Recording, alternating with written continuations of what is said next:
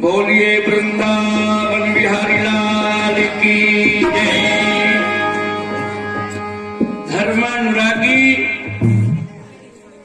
नागरिक बंधुओं, श्रद्धा व भक्तिमयी अनुसैया स्वरूपा मेरी माताओं, अनंत विभूषित पूज्य चरण जगत गुरु धीरेन्द्र ब्रह्मचार्य धीरेन्द्र महाराज जी के पावन चरणों में वाक्य पुष्पांजलि समर्पित करते हुए इस राम कथा के दिव्य दरबार में महाभारत कथा को जोड़ने का प्रयास कर रहा हूं। ताम्रकार्य और आयोजक समिति की ही इनकी छत्तीसगढ़ के सांस्कृतिक धरोहर ये पांडवानी कला के सम्मान में हम आपको पांडवानी गायन के लिए आमंत्रित कर रहे हैं। आप सब जानते हैं पांडवानी के दो शैली में कपालिक और वेदमती, पर हमारे गुरुवर झाड़ूराम जी देवांगन वेदमती शैली के एक अद्वितीय कलाकार के रूप में पूरे विश्व में जिनका पहचान है, ऐसे गुरुदेव के चरणों को नमन करते हुए, साष्टांग प्रणाम करते हुए पांडवानी गायन के शैली में जिनका एक राग विश्व के रंगमंच में रागान्वित हुआ है, ऐसे गुरु जी के कर्म भूमि बासिंग और बोड़े गांव के पावन धरती में मुझे सम्मान मिला। परम आदरणीय रवि प्रकाश जी ताम्रकार और पूरे आयोजन समिति को मैं प्रणाम करता हूं। आज क्या कहा जाए मैं सोच रहा था, पर मेरे मन में एक बात आया है। मैं इस गांव के प्रथम नागरिक आदरणीय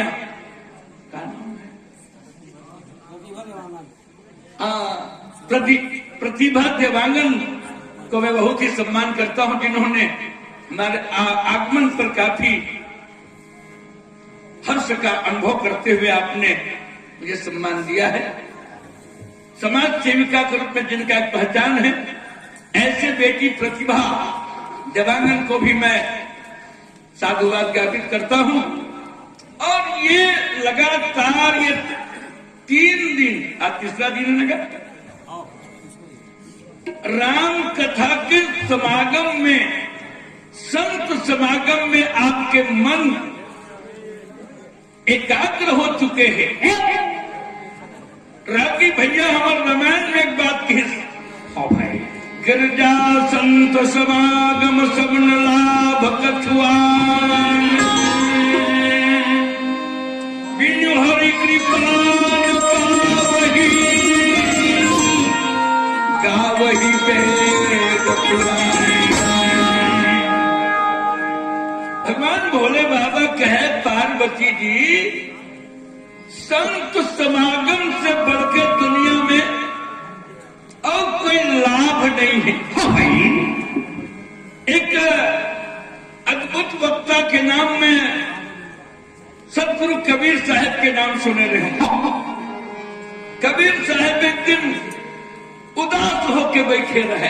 हाँ भाई, तो चेला मन की थे, गुरु जी आपके बदन का बर कुम्हलाए है। तो सतगुरु कबीर साहब ने कहा, राम बुलावा भेजिया तीन कबीरा रोज, जो सुख है सत्संग में और तो बैकुंठ। इस व्यासपीठ के अधिकारी अनंत विभूषित पूज्य चरण महाराज जी का आगमन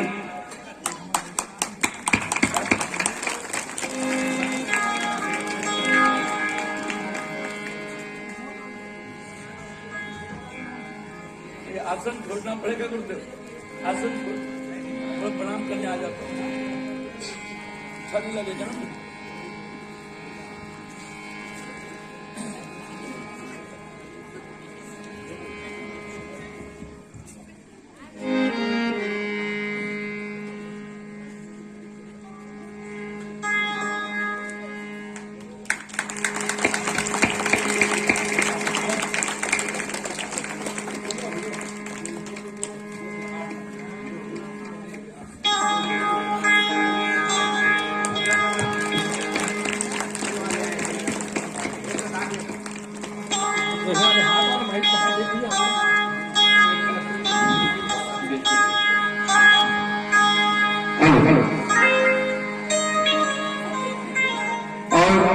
महाराज जी का अपने मन से अपने दिल से स्वागत के लिए हमारे परम आदरणीय परम सम्मानी चाचा जी चेतन देवागन जी मन से उतर करके आए, ऐसे अपने आप से बड़े भगवान समझ करके यहाँ पर गुरु जी का चरण स्पष्ट किया।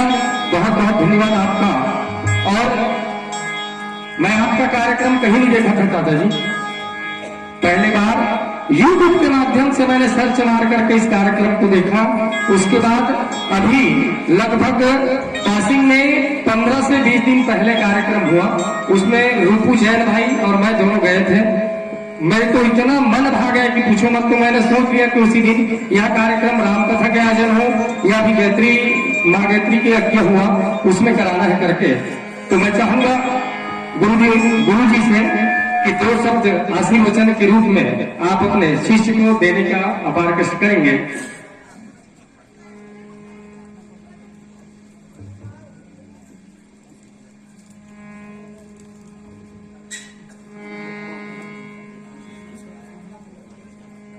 एक बार महाराज जी के लिए अभिवादन और हम सबको आशीर्वाद के लिए हम विराजमान हैं। जिनकी कथा जिनकी वाणी पर साक्षात प्रभु रामभद्र ही बोलते हैं, ऐसे अनंत विभूषित पूज्य चरण जगत गुरु महाराज जी के चरणों को हम वाक्य पुष्पांजलि अर्पित कर रहे हैं। आशीर्वाद के 2 शब्द के लिए निवेदन। बोलिए रामचंद्र की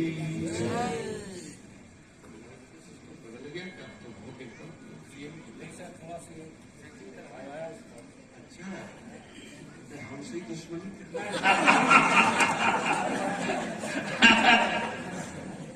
ऐसा तो नहीं है कि भाई क्या कहते लोग अच्छा गा लेते हो और हमको बहुत अच्छा लगता है इसलिए हम सुनने आते हैं। और छत्तीसगढ़ में हम इसलिए सबसे ज्यादा आते हैं क्योंकि इन लोगों से बहुत प्रेम मिलता है। और छत्तीसगढ़ जो है और राम जी का नाम है और राम का नाम साचा और राम तुम्हार खाचा। और अभी अभी भैया ने दिखाया था क्लास ने पर तो बहुत अच्छा लगा था। हमने कहा नहीं हम बिल्कुल अवश्य आपका सुनने के लिए जाएंगे। और अब हम ज्यादा समय इसलिए नहीं लेंगे कि आप लोग जिनको सुनने के लिए बैठे और हम भी सुनने के लिए बैठे, इसलिए अब आप शुरू करें। आशीर्वाद।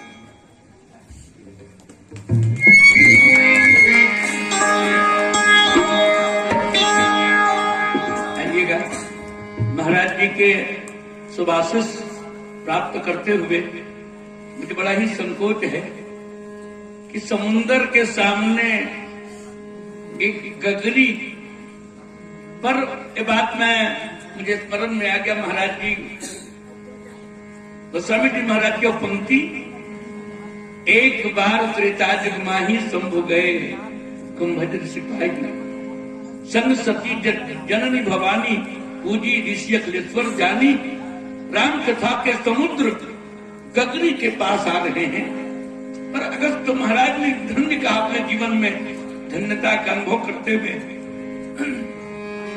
कि प्रभु आज आप स्वयं कथा सुनने के लिए जो मानस के सम्राट नहीं मानस के सागर हैं, तो ऐसे ही इस राम कथा में मैं महाभारत कथा को जोड़ने का प्रयास कर रहा हूं। त्रुटियों के लिए मैं बार बार क्षमा चाहता हूं। अब मला हिंदी बहुत कम आते, छत्तीसगढ़ी में कुछ बात में रखत हूँ, तेमा कोई त्रुटि हुई तो अल्लाह क्षमा चाहूं। महाराज जी बराबर आके 10-15 मिनट भी आशीर्वाद के लिए विराजमान रही तो हमर मन आकाश की तरह फैले हुए हैं। बहुत अच्छा। बोलिए पूज्य चरण आचार्य जी महाराज की, सतगुरुदेव भगवान की। तो आज मैं महाभारत कथा में पांडव जंगल में रह के संत समागम जो करी मैं भूमिका में बतावत रही। सत्संगत महिमा नहीं कोई, सुनियत रजा करे जिन कोई। नव सत्संग प्रभावु और लोक ही वेदन आन पाऊ।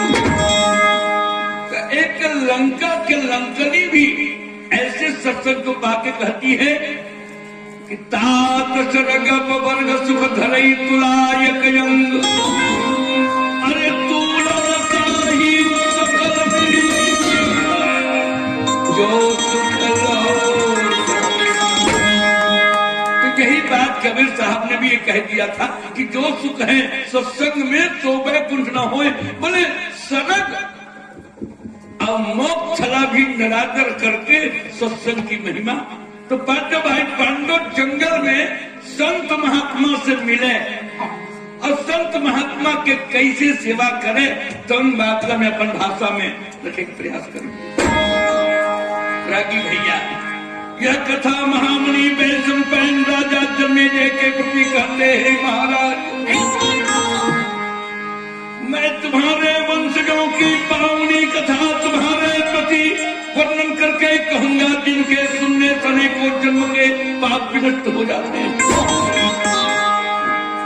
राजा जन्मेजय कहे रागी कि कौरव पांडव के एक ही वंश जन्म करूंगी, एक वंश में दोनों के जन्म हुई तो कारण कवन महाभारत की ये दोनों बीच में महाभारत कावर हो गए महाराज। तो राजा जन्मेजय कहे कि गलत जोक जन्मे समाज तरिया में रागी कमल के फूल घरों पैदा थे और जोक घरों पैदा थे। कमल के फूल भगवान के सिर में चढ़ते और जोक मन फेंक लहू भी थे। तो पांडव कमल के फूल का कहना चाहिए और मतलब जोक कहना चाहिए। समाज को पीड़ा पहुंचाते हैं, मानवता को पीड़ा पहुंचाते हैं, ये समाज के जोक स्वरूप है। कि पांडव हमारे बना की नाना उपाय करिस, बहुत विस्तार में नहीं जाता मैं। एक भूमिका बतावत हूँ। एक बार भीमसेन राजा दुर्योधन जहर दे के गंगा में बहा दिया। भीमसेन ये जहर पिला के जब गंगा में बहा दिया तो पाताल लोक में शंकर भगवान से विजय करके भीम अब गदा लेके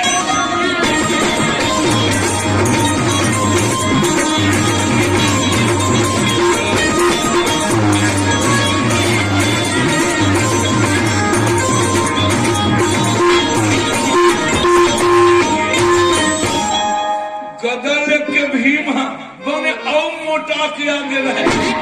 दुर्योधन तक आने जहर देख गंगा में बहन तो भैसा चाहिए मोटी।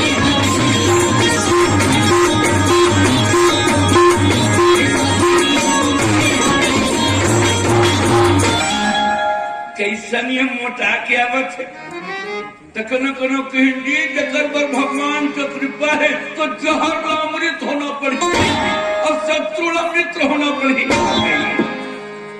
भीम ने दुर्योधन को जब कहाँ गए रहे भीम का पाताल लोग गया था। वहाँ अहलमती नाम के कन्या से शादी करने के बाद शंकर भगवान लग जीत के आवत हो। शंकर भगवान जब मोर से हार गया तो मोर नाम लोग प्रमाणित कर रहे नाम प्रिकोदर शंकर मोर नाम लोग प्रिकोदर कर रहे। अब माता पार्वती की तो संलागी तो लहिम तो मोरबे की के तो राजा दुर्योधन गौरा चर्चा तो दूसरी बार लाख ही केर लाख ही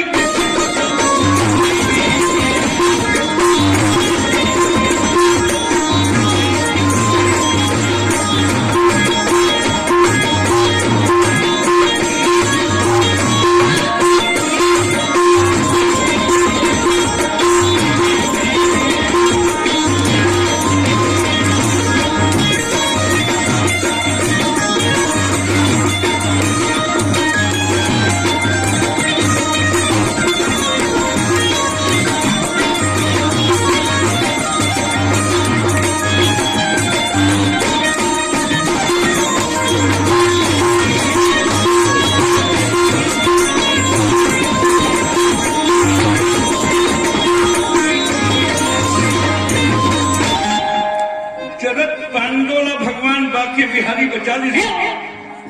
तीसरा बार राजा दुर्योधन कपट कैर तब यक्ष चलाए, सभा बीच द्रौपदी नंगियाए। समाज के बीच में महारानी द्रौपदी के दाढ़ी खींच करके अपने सत्ता को बचाना चाहते हैं। रागी एको घाट के कुर्सी में बैठे नहीं भाई मौका नहीं लगे, कहाँ कुर्सी का हाथ में जान दो। तो मुझे नहीं था। समझ संभाल संभाल।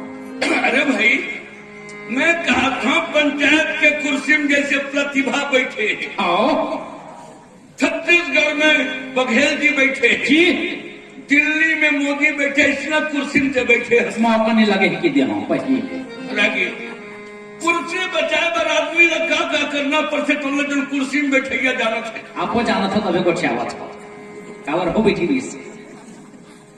रागी हमारी बातें छोड़ दो, नहीं छोड़े तो दिन हमारे घर आगे नहीं बढ़ेगी। तभी तो शुरुआत हो गई, तो बात को छोड़ देते हैं। कुर्सी में बैठे बर कुर्सी बचाए बर का करना पड़ते तो कुर्सी के बैठने वाले जानते हैं। पर वो धिक्कार है दुर्योधन को।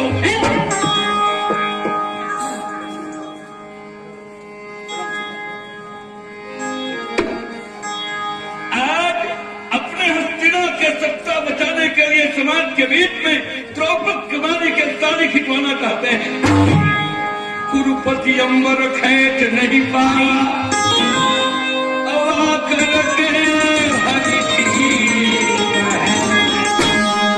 भगवान बाके बिहारी साड़ी के वर्षा करके महारानी द्रौपदी के जय हो, जय बोलो वृंदावन।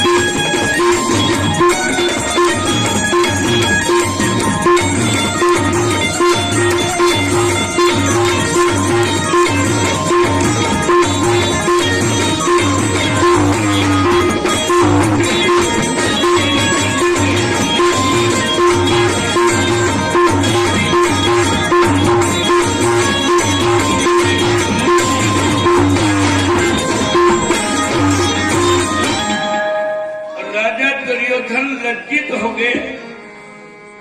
अब माता द्रौपदी भगवान के कृपा से ओकर अस्मिता ओकर साड़ी ला दुर्योधन खींच नहीं पाई। तो चौथा बार कपट के पासा में हरा करके 12 साल वनवास और 1 साल अज्ञातवास राजा दुर्योधन ने भेज दिया। वनवासी के रूप धारण करके पांचों भाई पांडव जंगल में बात कर रहे हैं। पर जंगल में संत के दर्शन आज बड़े गांव निवासी जो धन्यता के अनुभव कर थे। चित्रकूट धाम के और वृंदावन धाम के संत और साध्वी के दर्शन करके पुण्य पुंज बिन मिलहि न संदा और सत्संगति संकृत। जब तक रागी जीवन में पुण्य उदय